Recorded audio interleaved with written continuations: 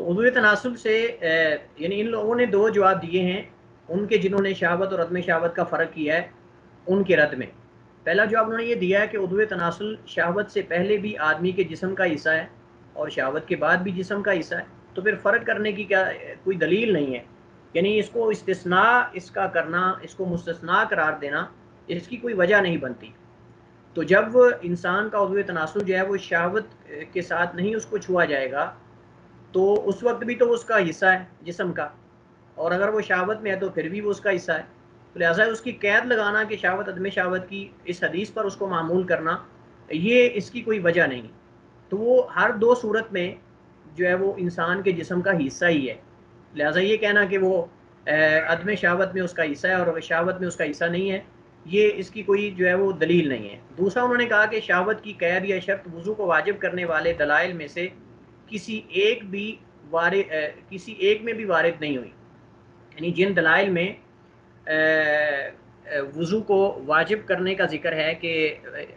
شرمگاہ کو چھونے سے وضو واجب ہو جاتا ہے، ان میں کسی ایک دلیل میں بھی یہ ذکر نہیں ہے کہ جو ہے وہ شہوت کے ساتھ ہو یا عدم شہوت کے ساتھ ہو، لہٰذا شہوت اور عدم شہوت کا فرق کرنا یہ درست نہیں ہے۔ شہوت اور عدم شہوت کا فرق کرنا عضو تناسل کو چھونے میں یا شرمگاہ کو چھونے میں یہ درست نہیں ہے، کیونکہ اس کی کوئی ہمارے پاس دلیل نہیں ہے۔ چوتھا قول یہ ہے کہ بھول کر شرمگاہ کو چھونے سے وضو نہیں ٹوٹتا اور عمدن جان بوجھ کر چھونے سے وضو ٹوٹ جاتا ہے، یہ قول بعد مالکیہ کا ہے۔ تو ہمارے پاس جو ہے وہ چار قول ہو چکے ہیں۔ پہلا قول یہ ہے کہ ہر صورت میں جو ہے وضو نہیں ٹوٹتا شرمگاہ کو چھونے سے، دوسرا یہ کہ ہر صورت میں ٹوٹ جاتا ہے بغیر کسی قید لگائے شہوت یا عدم شہوت، تیسرا یہ ہے کہ اگر شہوت کے ساتھ ہو تو پھر ٹوٹ جائے گا، اور اگر عدم شہوت کے ساتھ چھوا جائے شرمگاہ کو تو پھر نہیں وضو ٹوٹے گا۔ چوتھا قول یہ کہ اگر بھول کر شرمگاہ کو چھوا جائے تو پھر وضو نہیں ٹوٹتا، لیکن اگر عمدن جان بوجھ کر چھوا جائے تو پھر وضو ٹوٹ جاتا ہے، یہ قول بعد مالکیہ کا ہے۔ انہوں نے وجوب وضو والی احادیث کو جان بوجھ کر چھونے پر محمول کیا ہے اور حدیث طلق بن علی رضی اللہ عنہ کو بھول کر چھونے پر محمول کیا۔ ان کی دلیل جو ہے اللہ تعالیٰ کا فرمان ہے، قرآن کریم کی آیت سورہ احزاب کی آیت نمبر 5 ہے، وَلَيْسَ عَلَيْكُمْ جُنَاحٌ فِيمَا أَخْطَأْتُمْ بِهِ وَلَكِنْ مَا تَعَمَّدَتْ قُلُوبُكُمْ۔ تو اللہ تعالیٰ فرماتا ہے کہ اور تم پر اس میں کوئی گناہ نہیں جس میں تم نے خطا کی، اور لیکن جو تمہارے دلوں نے ارادے سے کیا اس میں گناہ ہے۔ تو گناہ یہ نہیں کہ جو تم سے خطا سے کوئی کام سرزد ہو گیا اس میں گناہ نہیں، بلکہ گناہ اس میں ہے جو تم ارادے سے کرتے ہو، جس میں تمہارا قصد اور ارادہ شامل ہوتا ہے، اصل وہ گناہ ہے۔ تو اس میں گویا کہ انہوں نے کہا کہ اس حدیث سے اس آیت سے یہ پتہ چلتا ہے کہ اگر انسان جو ہے وہ غلطی سے چھو لیتا ہے تو اس سے مواخذہ نہیں ہوگا، لیکن اس آیت سے استدلال درست نہیں ہے، کیونکہ آیت میں تو گناہ کی نفی ہے، طہارت ختم ہونے کی نفی نہیں ہے۔ طہارت ختم ہونے کی نفی نہیں، یہاں تو صرف یہ ہے کہ وہ گناہ گار ہوگا یا نہیں، لیکن یہ کہنا کہ اس آیت سے یہ بھی پتہ چلتا ہے کہ اس کا وضو نہیں ٹوٹے گا تو بھول کر چھونے سے، اس میں اس کی کوئی دلیل موجود نہیں ہے، کیونکہ طہارت کا ختم ہونا یا باقی رہنا اور چیز ہے، گناہ گار ہونا یا عدم گناہ یہ اور چیز ہے، لہذا اس سے کوئی دلیل جو ہے وہ نہیں لی جا سکتی۔ پانچواں اور آخری قول اس مسئلے میں یہ ہے کہ شرمگاہ کو چھونے سے وضو کرنا مستحب ہے، واجب نہیں۔ شرمگاہ کو چھونے سے وضو کرنا مستحب ہے، واجب نہیں، یہ قول شیخ الاسلام ابن تیمیہ رحمہ اللہ کا ہے۔ انہوں نے متعارض دلائل، جن دلائل میں تعارض ہے ان کو جمع کرنے کی کوشش کی ہے، لہٰذا انہوں نے جو وجوب وضو والے حدیث ہیں ان کو استحباب پر محمول کیا ہے، اور باقی جو حدیث طلق بن علی رضی اللہ عنہ ہے اس کو جو ہے وہ عدم وضو پر محمول کیا ہے، لہٰذا وہ کہتے ہیں کہ مستحب ہے، اگر کوئی وضو کرتا ہے تو مستحب ہے، وہ گویا کہ جو ہے وہ اچھا کام کر رہا ہے، سنت پہ عمل کر رہا ہے، لیکن اگر کوئی نہیں کرتا تو وہ گناہ گار نہیں ہے۔ یہ ابن تیمیہ رحمہ اللہ کا موقف ہے، اگرچہ درست نہیں ہے کیونکہ اس کی کوئی دلیل نہیں ہے، اس کی کوئی دلیل نہیں ہے۔ جب حدیث میں جو ہے وہ حکم آ گیا ہے کہ نبی صلی اللہ علیہ وسلم نے فرمایا کہ جب تم میں سے کوئی اپنی شرمگاہ کو چھوئے تو وہ وضو کرے، تو یہ حکم ہے، تو حکم جو ہے وجوب پر دلالت کرتا ہے، لہٰذا اسے استحباب پر معمول کرنے کی کوئی دلیل ہمارے پاس موجود نہیں ہے۔ اور جیسا کہ ہم پڑھ چکے ہیں کہ حدیث طلق بن علی رضی اللہ عنہ جو ہے اس میں کلام ہے، اس حدیث میں کلام ہے، بڑے بڑے ائمہ نے اس کو ضعیف قرار دیا ہے، اگرچہ وہ صحیح ہو بھی جاتی ہے تو حسن درجے کی روایت اس کے مقابلے میں دیگر بہت سی حدیث جو صحیح ہیں۔ تو راجح موقف اس میں مسئلے میں ہمارے پاس جس کو ہم ترجیح دینے والے ہیں وہ یہی ہے کہ شرمگاہ کو بغیر حائل یا پردے کے چھونے سے مطلقاً وضو ٹوٹ جاتا ہے، شہوت یا عدم شہوت کی قید لگانا درست نہیں ہے۔ ہر صورت میں شرمگاہ کو چھونے سے وضو ٹوٹ جاتا ہے، کیونکہ وجوب وضو والی احادیث جو ہیں وہ عدم وجوب والی احادیث سے تعداد میں بھی زیادہ ہیں اور سندن بھی اصح ہیں، یعنی اس سے زیادہ صحیح ہیں۔ یہ اصح کا مطلب ہوتا ہے کہ اس سے زیادہ صحیح سے بھی زیادہ صحیح ہیں، واللہ تعالی عالم۔ پانچواں ناقض جو وضو توڑ دینے والی چیزیں ہیں ان میں سے پانچویں چیز جس میں اختلاف ہے وہ ہے عورت کو چھونا۔ عورت کو چھونے سے کیا وضو ٹوٹ جاتا ہے یا نہیں، یہ بھی مسئلہ فقہا کے درمیان اختلافی ہے، یہ بھی مسئلہ فقہا کے درمیان اختلافی ہے، اور اصل وجہ اختلاف، سبب اختلاف قرآن کریم کی آیت کا ظاہری معنی ہے جس میں اللہ تعالیٰ فرماتا ہے او لامستم النساء، کہ اگر تم جو ہے وہ قضائے حاجت کے لیے قضائے حاجت کرو یا پھر عورتوں کو چھو لو یا ہم بستری کر لو اور تم پانی نہ پاؤ تو تیمم کر لو، تم قصد کرو پاک مٹی کا یا تیمم کر لو۔ تو اس میں جو وجہ استدلال ہے وہ آیت میں لامستم سے مراد ہاتھ سے چھونا۔ تو اس مسئلے میں فقہائے کرام کے تین اقوال ہیں۔ پہلا قول یہ ہے کہ ہر حال میں عورت کو چھونے سے وضو ٹوٹ جاتا ہے، اس میں تین ہمارے پاس قول ہیں۔ پہلا قول یہ کہ ہر صورت میں عورت کو چھونے سے وضو ٹوٹ جاتا ہے، یہ چھونا شہوت سے ہو یا عدم شہوت سے۔ گویا کہ آپ اگر غور سے دیکھیں تو یہ مسئلہ پہلے مسئلے سے ہی تعلق رکھتا ہے، اس میں اختلاف تقریباً وہی اس کی نوعیت ہے۔ تو انہوں نے کہا پہلا قول یہ ہے کہ ہر حال میں عورت کو چھونے سے وضو ٹوٹ جاتا ہے، وہ شہوت سے ہو یا عدم شہوت سے، یہ یا غلطی سے ہو یا جان بوجھ کر ہو۔ یہ امام شافعی رحمہ اللہ کا مذہب ہے، امام شافعی رحمہ اللہ کا یہ مذہب ہے، اور ان کی دلیل جو ہے وہ اللہ تعالیٰ کا فرمان ہے اولا مستم النساء فلم تجدوا ماء فتیمموا صعیدا طیبا، سورہ نساء کی آیت نمبر 42 سے اللہ تعالیٰ فرماتا ہے کہ یا تم عورتوں سے مباشرت کی ہو پھر کوئی پانی نہ پاؤ تو پاک مٹی کا قصد کرو۔ اس سے پہلے قضائے حاجت کا ذکر ہے اور اس کے بعد جو ہے وہ عورتوں کو چھونے کا ذکر ہے۔ تو وجہ استدلال جو ہے وہ لامستم، انہوں نے کہا کہ لامستم سے مراد ہاتھ سے چھونا ہے، لیکن دیگر جو فقہا ہیں فریق مخالف ہیں انہوں نے کہا کہ اس سے مراد ہم بستری کرنا ہے۔ تو ہم پڑھیں گے کہ اس میں راجح کیا ہے۔ دوسری اس میں دلیل یہ ہے، حضرت ابو ہریرہ رضی اللہ تعالیٰ عنہ کی حدیث ہے ان رسول اللہ صلی اللہ علیہ وسلم، نبی صلی اللہ علیہ وسلم نے قال فرمایا کل بنی آدم اصاب من الزنا لا محالہ، کہ ہر بنی آدم میں سے ہر ایک جو ہے وہ زنا میں سے اپنا حصہ پانے والا ہے جو اس کے لیے اللہ نے لکھا ہوا ہے۔ فالعین زناها النظر، تو جو آنکھ ہے اس کے لیے زنا میں سے حصہ جو ہے وہ دیکھنا ہے، اور ہاتھ کے لیے جو ہے وہ زنا میں سے حصہ چھونا ہے۔ وہ والنفس تہوی وتحدث،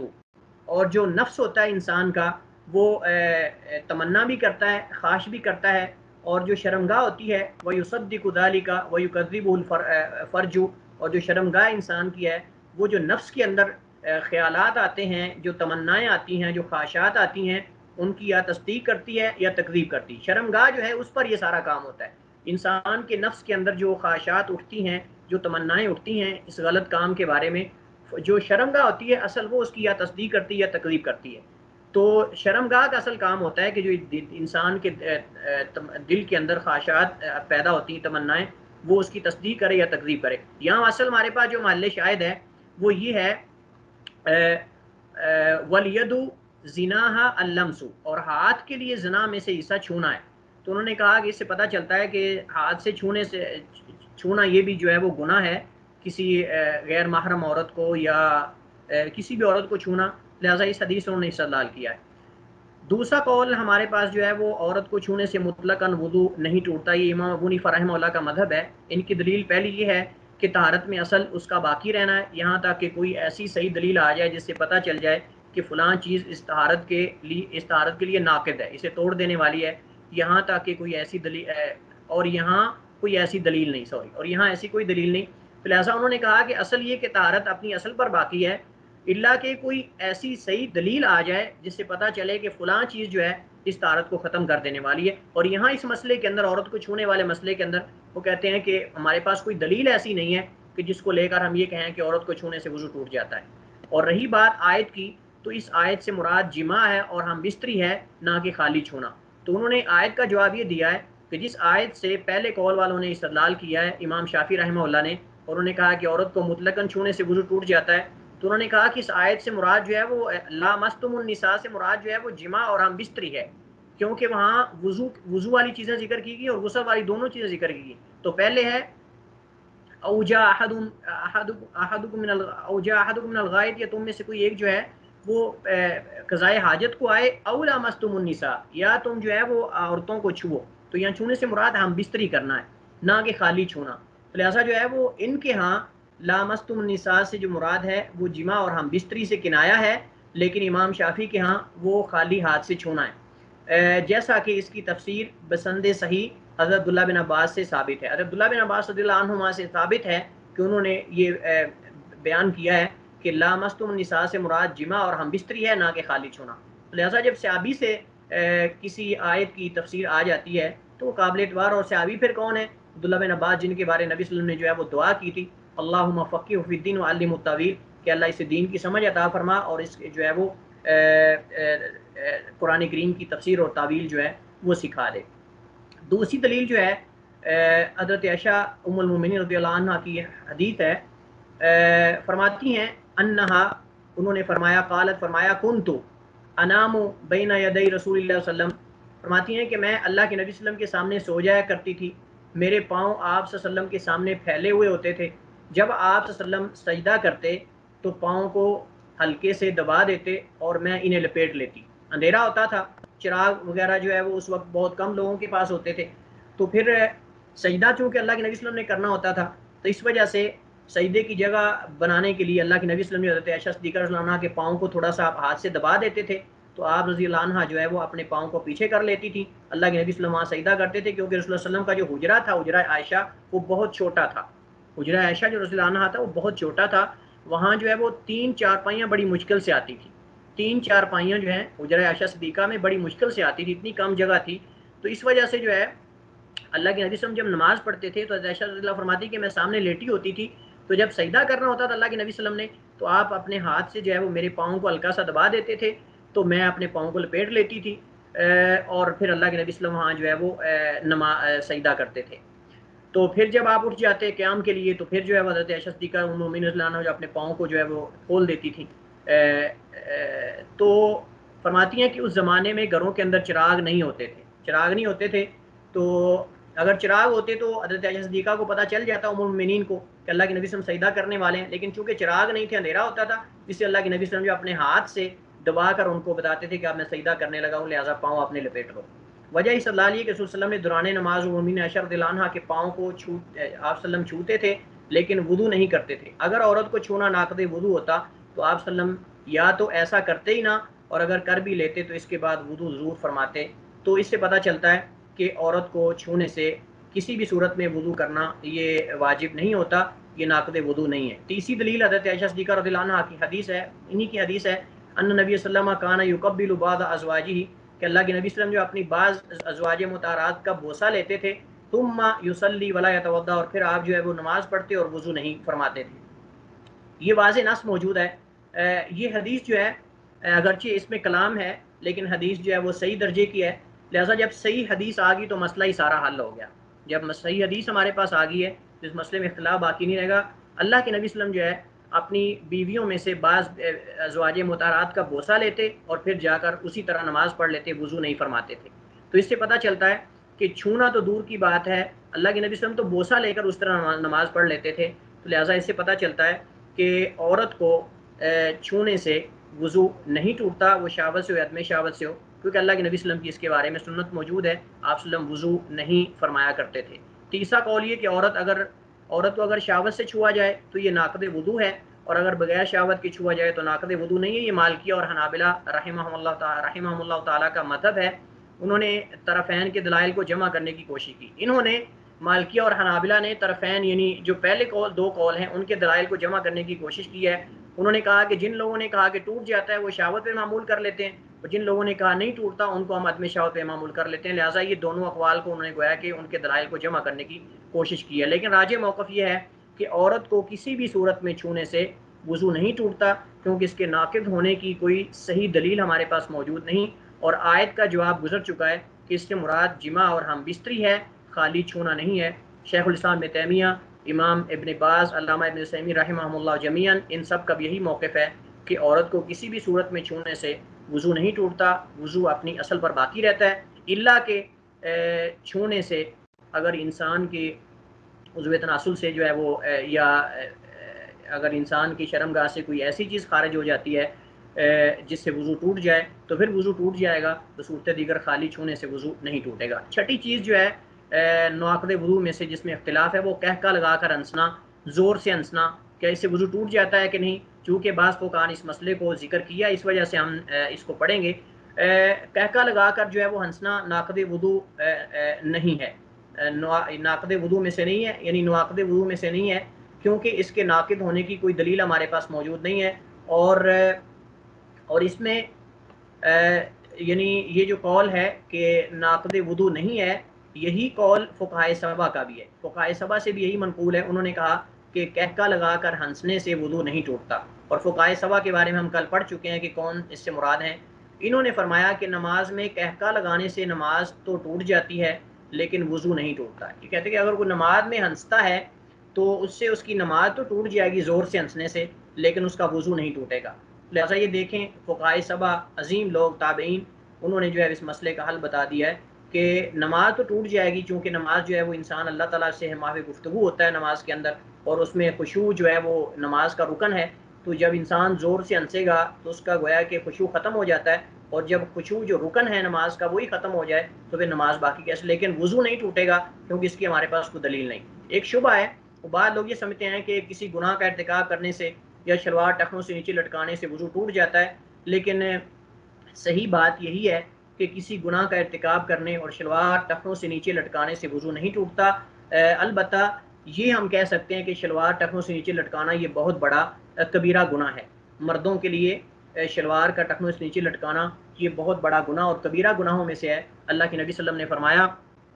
ثلاثۃ لا یکلمهم اللہ یوم القیامۃ ولا ينظر الیہم ولا یزکیہم ولہم عذاب علیم۔ نبی صلی اللہ علیہ وسلم نے فرمایا کہ 3 لوگ ایسے ہیں کہ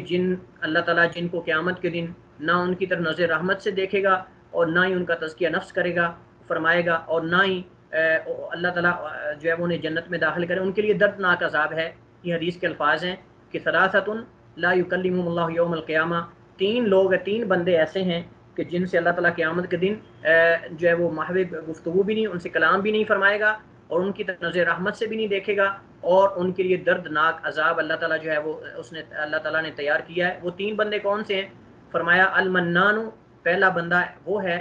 جو احسان جتلانے والا، کسی پر احسان کر کے احسان جتلانے والا، اور دوسرا فرمایا المسبل ازارہ، اپنے تہ بند کو ٹخنوں سے نیچے لٹکانے والا، اور تیسرا فرمایا جھوٹی قسمیں اٹھا کر اپنا مال بیچنے والا، اپنا سامان فروخت کرنے والا۔ جو اپنا مال بیچتا ہے جھوٹی قسمیں اٹھا کر کہ یہ میرا مال لے لو، اللہ کی قسم 1 نمبر ہے، بڑا اچھا مال ہے، اچھی کوالٹی ہے، اعلیٰ کوالٹی ہے، اور اس طرح کی جھوٹی قسمیں اٹھا کر جو ہے وہ اپنا جو سامان بیچتا ہے، نبی صلی اللہ علیہ وسلم نے فرمایا کہ وہ بھی اللہ تعالیٰ کے ہاں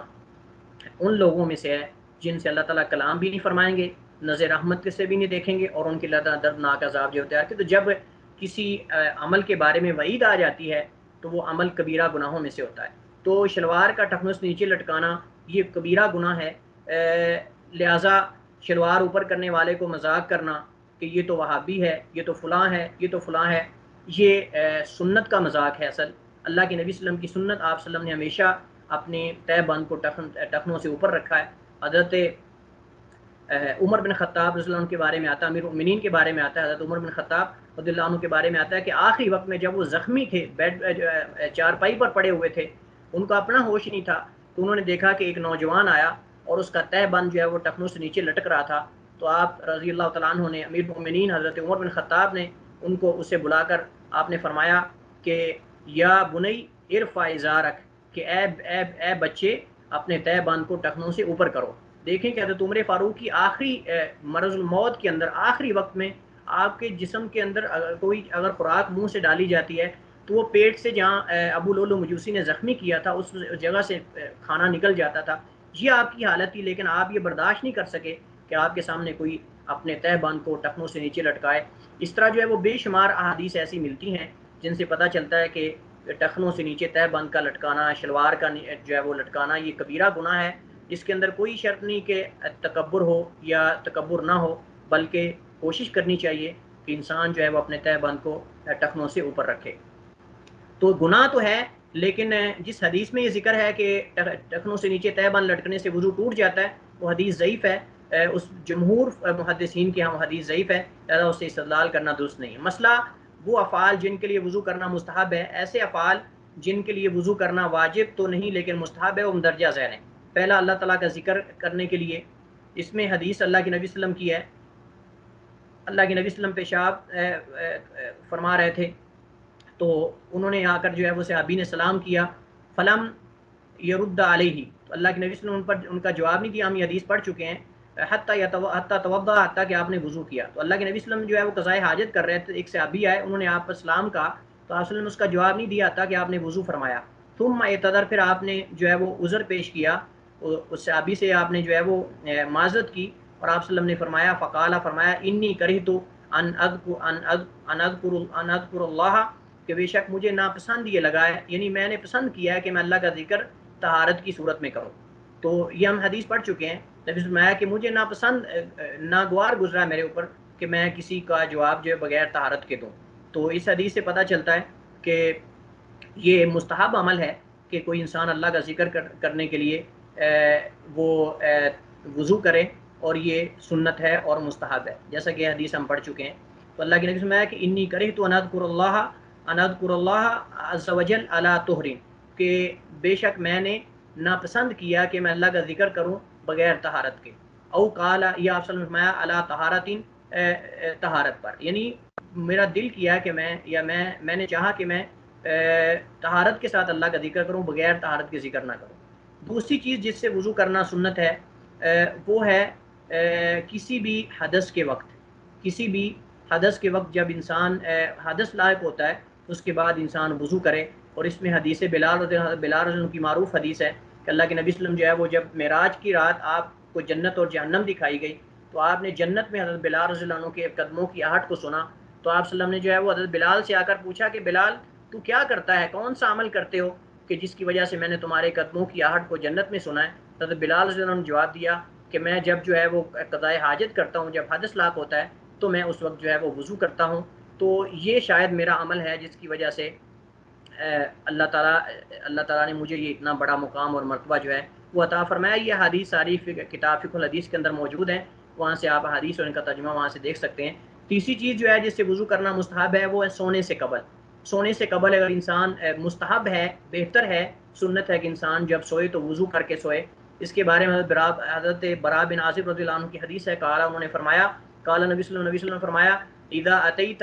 مضجعک، جب تو اپنے بستر پر آئے، فتوضا، وضو کر، وضوءک للصلاۃ، اس طرح جیسے تو نماز کا وضو کرتا ہے، ثم اضطجع، پھر لیٹ جا، علی شقک الایمن، اپنے دائیں پہلو پر۔ تو یہ سونے کا طریقہ ہے، اور اس سے پہلے سنت ہے کہ نبی صلی اللہ علیہ وسلم نے اپنے صحابی کو فرمایا کہ جب تو سونے کے لیے آئے اپنے بستر پر تو وضو کرے، جیسے نماز کا وضو کیا جاتا ہے نماز کے لیے، اور پھر اپنے بستر پر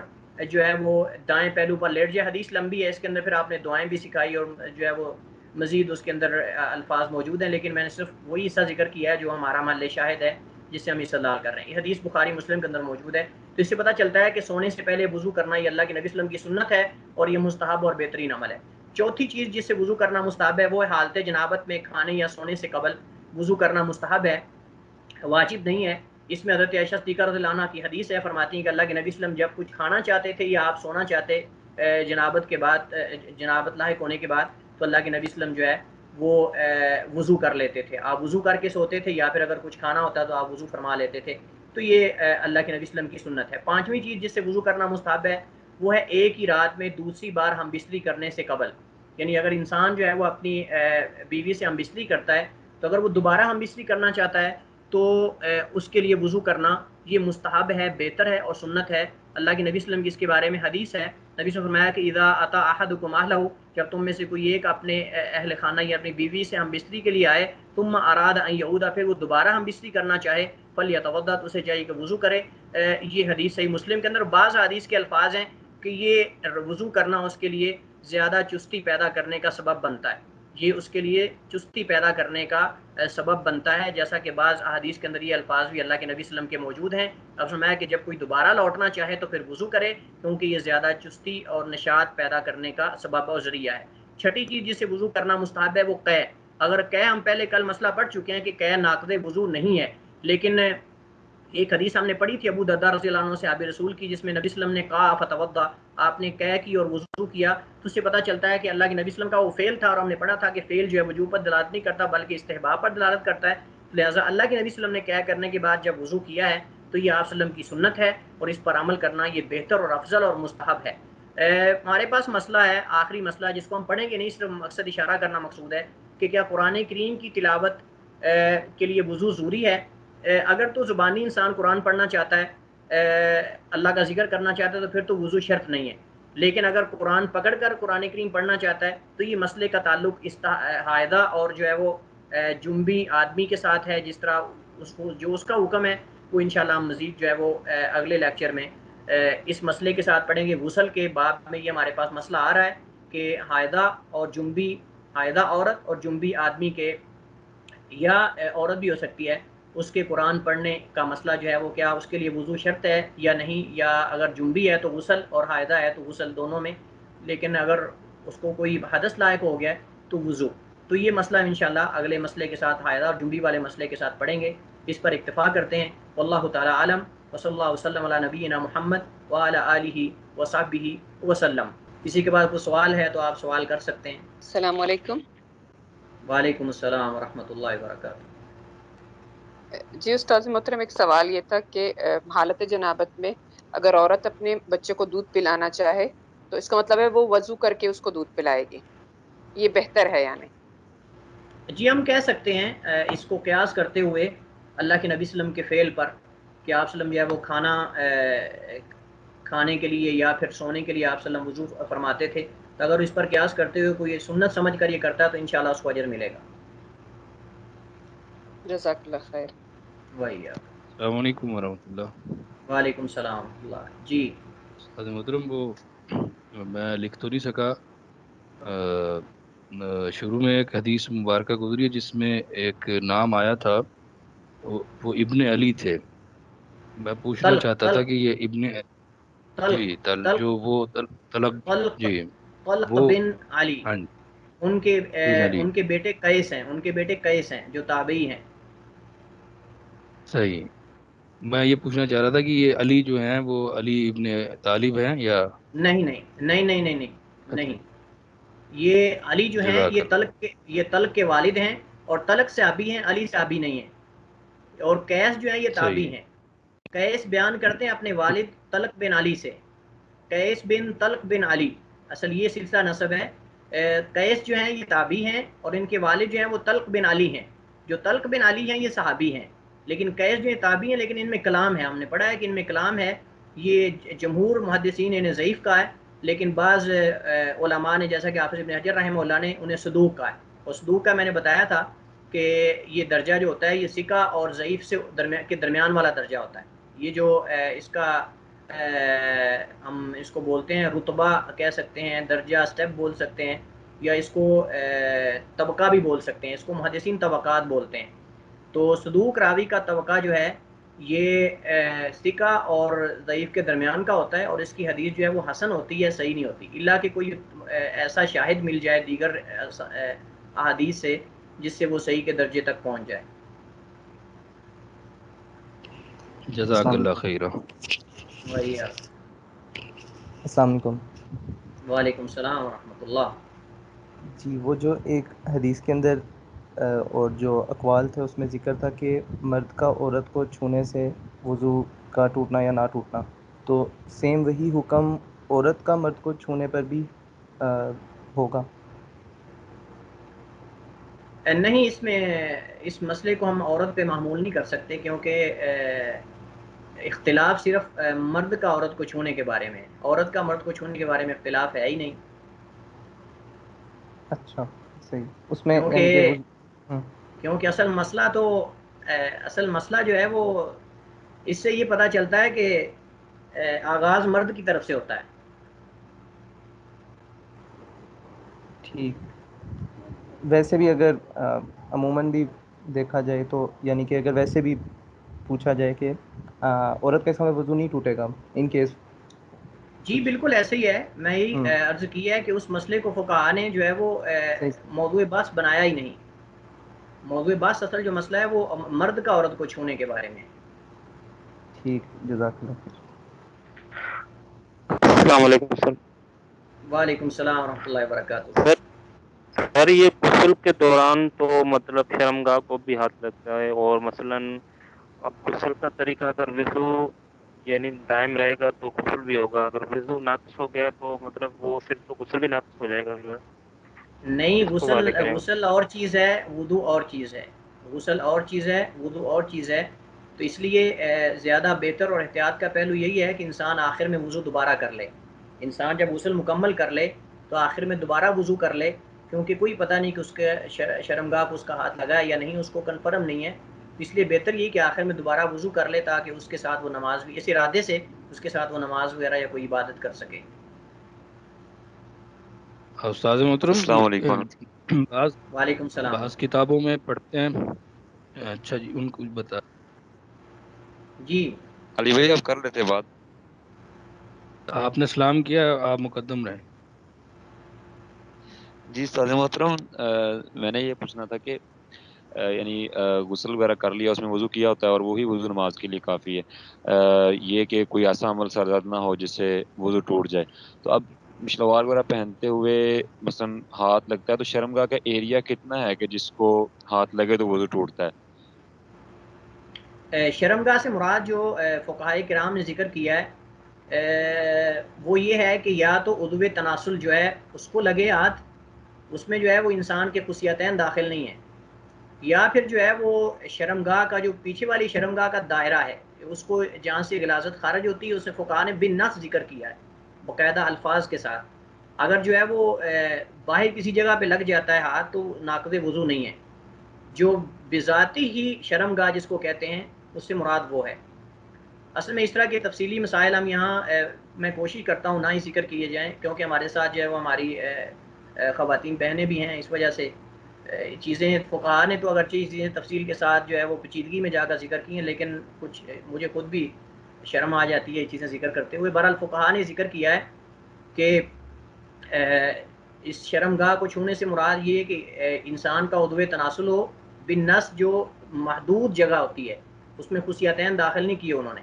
اسی طرح جو ہے انسان کے جو چوتڑ ہوتے ہیں وہ اس کے اندر داخل نہیں کیے انہوں نے، لیکن جو شرمگاہ جہاں سے غلاظت خارج ہوتی ہے جس کو ہم دائرہ بولتے ہیں، اگر وہاں انہوں نے کہا کہ انسان کا ہاتھ لگ جاتا ہے تو پھر ناقض وضو ہے، بصورت دیگر ناقض وضو نہیں ہے۔ حتیٰ کہ بعض فقہاء نے یہ بھی کہا ہے، یہ مسئلہ بھی ڈسکس کیا ہے کہ اگر کسی کا عضو تناسل کاٹ لیا جاتا ہے، مثال کے طور ماضی میں سزائیں وغیرہ دیتے تھے، کسی کے لیے سزا جو ہے وہ ہوتی تھی کہ اس کا عضو تناسل کاٹ دو، اس طرح کی سزائیں بھی ہوتی تھی خصوصاً کفار کے ہاں، غیر مسلموں کے ہاں، تو اس میں فقہاء نے کہا ہے کہ اس سے مراد متصل ہو، یہ بھی الفاظ بولے ہیں فقہاء نے فقہی کتابوں میں کہ متصل ہو، منقطع نہ ہو، یعنی کٹا ہوا نہ ہو، متصل ہو، انسان کے جسم کے ساتھ باقی ہو۔ تو یہ چیزیں جو ہے وہ تفصیل میں جانے کی ضرورت نہیں ہے۔ جی اور کسی کے پاس کوئی سوال ہو؟ جزاک اللہ۔ السلام علیکم ورحمۃ اللہ۔ وعلیکم السلام ورحمۃ اللہ وبرکاتہ۔ استاد محترم، میں پوچھ رہا تھا کہ کتابوں میں پڑھا ہے غسل غائن کے پیش کے ساتھ اور غائن کے زبر کے ساتھ، تو اس کا فرق سمجھ نہیں آ رہا۔ لگتا ہے آپ علی بھائی بخار کی وجہ سے بہت جو ہے وہ آگے جا رہے ہیں، سب کچھ پڑھنا چاہ رہے ہیں، غصے میں ہمارا غسل کا باب ہی آگے آ رہا ہے، جی ہمارا ٹھیک غسل ہے، کا باب ہی بہتر۔ آگے آ رہا ہے، انشاءاللہ اس میں ہم غسل کی تعریف پڑھیں گے۔ اور ویسے میں پہلے ذکر کر چکا ہوں کہ غسل اور غسل میں کیا فرق ہے، وہی فرق ہے جو وضو اور وضو میں ہے، جو سحور اور سحور میں ہے، جی وہی فرق اس میں ہم کریں گے۔ طہور طہور، سحور سحور، اور وضو اور وضو وہی اسی طرح ہی بالکل غسل اور غسل ہے۔ یعنی کہ وہ تو مجھ پر کلیئر ہو گیا تھا، آپ نے بتایا تھا پہلے بھی، میں نے یہ والا سوال اس وقت بھی مجھے کنفیوژن تھا۔ یہ اب غسل میں اور غسل میں کیا فرق ہے یہ بتا غسل دیں۔ سے مراد غسل کرنے کا فعل ہے، اور غسل سے مراد وہ پانی ہوتا ہے جس سے غسل کیا جاتا ہے۔ جی اسی پر اکتفا کرتے ہیں۔ السلام علیکم ورحمۃ اللہ وبرکاتہ۔